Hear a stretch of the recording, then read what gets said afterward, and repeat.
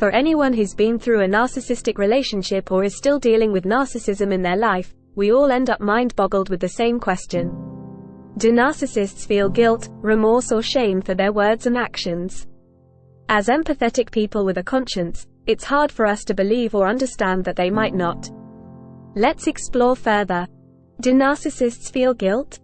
First up, we need to find out exactly what guilt entails. Guilt. An emotion or feeling that you've done something morally wrong, that goes against your own ethical standards. The things that people do or don't feel guilty about can vary greatly, given that it's based on a person's moral compass. Guilt is your conscience keeping you in check. Problem 1. Narcissists lack a conscience. When narcissists disown their true self, they cut off the ability to experience all of the things that make us inherently human, meaning that they no longer have a conscience. Without a conscience, narcissists cannot experience love, compassion, empathy, kindness. So, if narcissists don't have a conscience, then they're not going to have that subconscious part sending signals to their emotional body that they've gone against a moral code. In fact, people with narcissistic personality disorder are considered amoral. This means that they don't have a moral code, and therefore are not influenced by right or wrong. They can feign morality if it serves their storyline or agenda in some way, but it's not authentic. The narcissist is merely regurgitating the ethics of other people or their culture, as a means of gaining narcissistic supply in some way. Problem 2. Narcissists lack empathy. A big part of feeling guilty about something you've said or done is the ability to empathize with someone else's position. Narcissists have very low levels of empathy, which means they can sometimes understand how other people are feeling. However, without a conscience, they simply do not care about how they feel. In other words, the narcissist's empathy is not authentic or genuine. They can fake it in order to play the victim, or get people to play into their hands, but without having access to their inner being, they cannot experience genuine empathy. Given that the narcissist isn't able to feel authentic empathy towards others, with regards to their own actions, they are also unable to see anything from anyone's perspective but their own. Without having that capability to see any viewpoint outside of their own universe, where they are the central focus, guilt doesn't even come into play. Problem 3. All guilt feelings are evaded. If a narcissist is hit with a narcissistic injury, which is the triggering of an inner wound, it seems possible for them to feel a tiny semblance of something similar to guilt, for an instant.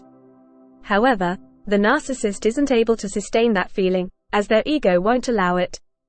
Remember, it's the ego's role to protect the narcissist from any truth about them being a flawed human being. So, what the narcissist is actually feeling in that moment is criticism, which is the pointing out of wrongdoing. This accusation of not being perfect goes directly against their false reality, therefore it's now seen as a direct attack against them, and their whole facade. Their false self will want to eradicate this perceived attack as quickly as possible in order to protect itself. The ego sees that you were the one to have brought the criticism to them, therefore you have now been located as the threat. The ego will set its crosshairs on you and work to annihilate you, because it has deemed you as the threat. The narcissist needs to get back to a place of stasis, where they are the godly center of the universe, with all energy and attention going directly to them. This is where the narcissist may lash out in a rage, blaming you for all of the things that they're doing. They'll project all of their disowned wounds onto you, to avoid having to feel any guilt or discomfort. Or, they may dish out the silent treatment, where they withhold from you as a punishment for your actions. Narcissists can justify the most despicable behavior, twisting everything around and making themselves forever the victim. Whatever happens will always be your fault. The narcissist's actions are always blamed on someone else's behavior, which is how they justify everything they do, and evade any feelings of guilt. Do narcissists feel remorse or regret? Now let's explore the next logical question. Do narcissists feel remorse or regret? Remorse and regret are two very different feelings and emotions, which is why narcissists can experience one, but not the other. Remorse versus regret. Remorse is encased in being able to take responsibility for your own actions and mistakes. It's often wrapped up with guilt and pain around hurting another person or creature. Someone who feels true remorse will usually offer a heartfelt, authentic apology, and endeavor to avoid repeating that behavior again. Regret is all about wishing you hadn't taken an action, or that you hadn't been caught for said action. If someone regrets something, it's usually because they've suffered some kind of personal loss or damage as a result of an action. Regret can manifest as sadness, grief, or even anger, but it's usually feeling all of those things for yourself, not anybody else. Narcissists and remorse or regret. Given what we know about narcissists and their self-serving lives, it's easy to see that they can't truly feel remorse, yet they can certainly experience regret. The role of the narcissist's ego is to actively refuse all responsibility for any negative behaviors. To accept accountability would be to admit that they are not a perfect being after all, which would result in their whole house of cards to come falling down. For the narcissist to feel remorse for any of their words or actions, they would need to be able to experience empathy, which we know they can't. However, a narcissist can most definitely feel regret for some of their actions and choices. Not because they feel bad for hurting others, but because their access to receiving energy, resources, sex, money, or attention has been threatened. Narcissists feel regret for what they've lost or are set to lose. Their regret is only ever about themselves and never about anybody else. From here, the narcissist will learn how to lie, manipulate, and hide their behaviors even better for the future. Don't be fooled into thinking the narcissist won't use false remorse as a manipulation tool. In fact, this is one of their well-used tactics, for playing on people's compassion and empathy, so that they'll allow the narcissist back into their lives. But the narcissist has no interest in being a team player, or growing on a soul level.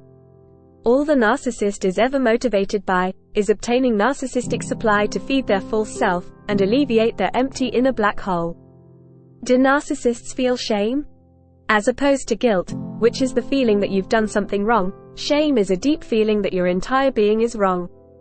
It's the belief of being inherently flawed, making you feel as though you're unworthy of love and acceptance. Guilt is feeling bad for doing something that's perceived to be wrong. Shame is feeling like your whole self is wrong. Interestingly, grandiose narcissists do not feel shame, whereas covert narcissists do. The grandiose narcissist. The mantra of the grandiose narcissist is, I am perfect, I am superior, I am a god. While one of the grandiose narcissist's core wounds is quite often shame and self-loathing, the defense mechanism has inverted their reality, to protect themselves from that truth. Their ego has created a false reality, whereby they are so extremely superior and special, that it oozes out of their pores as arrogance and entitlement.